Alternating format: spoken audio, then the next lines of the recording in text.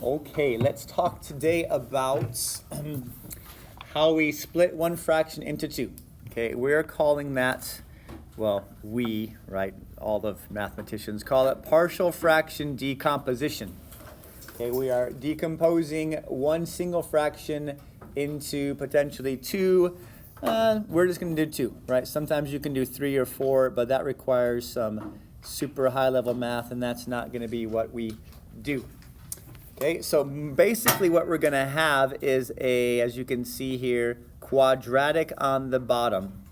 So our problems would have started with something like this, 2 over x squared minus 1. Okay, so we have a quadratic on the bottom and a number or a linear equation. Like here in example number 3, notice there's a linear equation because we're looking for linear factors. Okay, everything that we do is going to be a linear factor type of a thing. So it's important to remember we're looking for lines, and lines are of the form y equals mx plus b. Okay, pretty important concept, this y equals mx plus b thing. Okay, so we start with our single fraction. You factor the denominator, okay, because it's always going to be a factorable quadratic, at least for us it is. A factorable quadratic, and then you split your factors into the sum of two, right? So we have two factors, x minus 1 and x plus 1. So you put them both under two letters, whatever letters you want. In this case, a and b, or m and n, or r and j, whatever. They don't, as long as they're not x and y, right? Because x and y are our algebra letters. So we want to figure out what a is as a number and what b is as a number, so that when I multiply, or rather I add these two fractions together, I get this as my answer. Okay, so we're working backwards.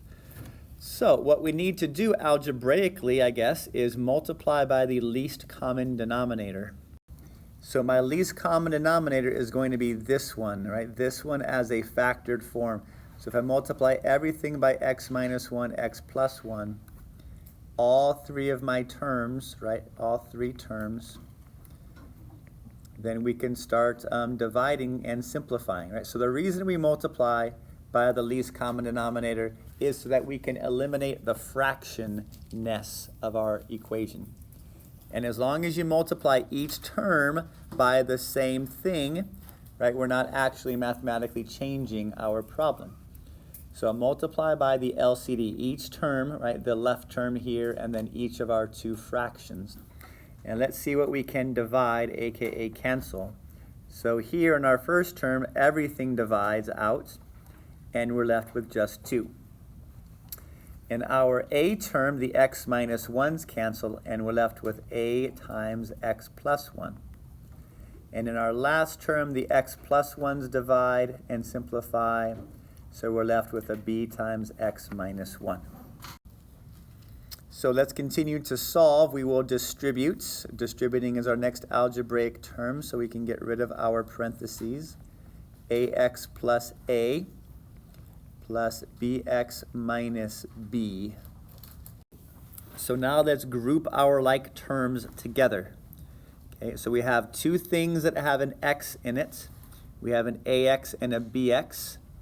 So if I group those together and factor, that would be a plus b. Both of those are terms of x, so a plus b times x, right? We factor out that they both have an x as a common multiplier.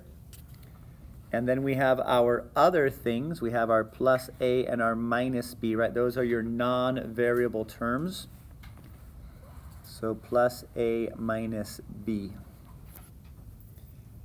So believe it or not, this is a linear equation, a type of a situation that we're dealing with here.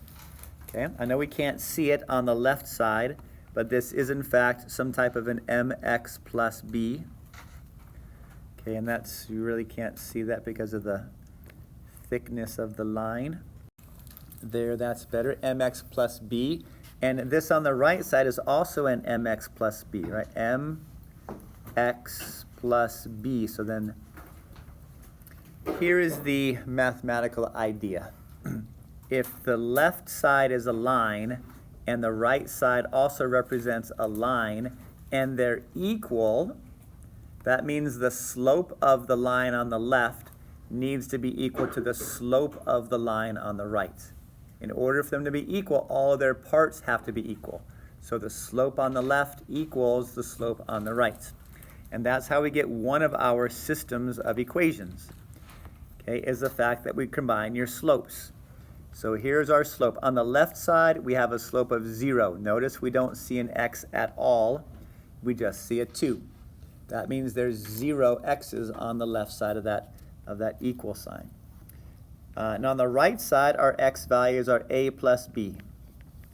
So there is one of our two our equations, right? And that relates the slope. The slope of the thing on the left, which was 0, to the slope of the thing on the right, a plus b. Now the other part is the b, right, is your y-intercept. In order for them to be equal, these things must be the same. So on the left side, your b value is 2, that's your intercept. And on the right side, your intercept is a minus b. So now we have created a system of equations. We have two variables and two equations that we can solve in a variety of ways, but the most handy ways are elimination and substitution. So if you want to use substitution, we pick a or b from this equation, right? You solve and then you replace it over here, right? Substitution is solving and replacing. I think I'm going to use elimination for this one. So if we're going to use elimination, we're going to stack vertically your two equations. 0 equals a plus b, and the other equation is 2 equals a minus b. Okay, so let me tell you why. I notice that I have a positive b over here in my slope equation, and I have a negative b over here in my intercept equation. If I were to add these two equations together, what happens to the b's? Right? They are eliminated. They become a 0, right? That's the whole entire point of the elimination method, is that we are manipulating our equations so that when we add them, we eliminate one of our variables. So a equals 2a, and I can finally solve for a and get a equals 1, because 2 divided by 2 is 1. Right? Because b is eliminated from that equation. B minus b is 0. Okay? These lend themselves pretty nicely to an elimination style of solving. Okay? If not, let's go over here and let's talk about how we would do substitution. Okay? So maybe a equals the negative of b, right? When we solve this for a, that means over here in my red equation, instead of having an a, I'm going to put negative b. Okay, so then I would, let's see, add these two things together. Negative b equals this, divide by negative 2, and b is negative 1. Now, yes, I should have solved probably for a, but that's okay. This is just how you do substitution. Right, you have to solve for one variable in one equation and then replace it in the other. That's substitution. But let's see, do I get the same thing? If I were to take my positive 1 from here and plug it back into my original equation, 0 equals positive 1 plus b, do I get the same answer? Yes, I do. I get negative 1 for my b value, just like I got over here using substitution. Okay? So no matter which way you pick, elimination or substitution, the answers, as long as you do the math correct, should be the same. So the last thing to do, a value is 1, b value is negative 1, is to come back over to your original equation and plug those numbers in. So our answer will look like this. 1 over x minus 1 plus negative 1 over x plus 1, which could also be, by the way, we could also take this, right, and you can take the negative from here and you can move it to the middle where it's supposed to be. Okay, this could be now a minus 1 over x minus 1 minus 1 over x plus 1. Okay, if you decide to leave that as a plus negative, that's fine. Right, it's not mathematically perfect, but it is correct for our equation. Okay, so let's go over the 4 steps that we're going to do each one of these problems simplified. Okay, step number 1. Factor the denominator and split into 2 fractions. Step number 2. Multiply a and b by the opposite thing's denominator. Okay, doing the LCD simplified. Step number 3 is to distribute and group your like terms. And our last step is to use substitution and elimination to solve your system of equations. Okay, 4 steps. Right? Usually number 4 is the longest of the step and requires you to do the most math, quote unquote math, to solve, right? Algebra 2 stuff. So let's see how it looks like in practice again. So example 2. Here we have a 10 over x squared plus x minus 6. So our first step is to factor the denominator. So in our brains, we need to think what numbers multiply give us negative 6 and add to give negative 1. And those numbers are positive 3 and negative 2. Okay, so we take our equation and we rewrite it as a over x plus 3 plus b over x minus 2. And it's perfectly fine if you switch the x minus 2 and the x plus 3. Okay? The positioning of the denominator does not matter. What will happen though if you put the x minus 2 here is that your a value will not be the same as if we had it over the x plus 3. And that's okay because this ratio, right, this fraction will always be the same no matter where the denominator happens to be. Okay, step number 2 says we multiply by the opposite one's denominator. Okay, and this is our shortcut LCD step. The a multiplies by the x minus 2, and the b multiplies by the x plus 3. Now, step 3 is to distribute and to group your like terms. So ax minus 2a plus bx plus 3b's. Okay, so we have 2 terms that have x in it. We have ax and we have bx. So those 2 terms will become an a plus b times x, and then we have the other stuff, minus 2a plus 3b. So remember the left side is a linear equation without an x, so that's plus 0x. So now we set up our system by putting the slope over here, which is 0, equal to my slope on the right side, which is a plus b. And the same thing for my non-slope value. Positive 10 on the left side equals all of this minus 2a plus 3b.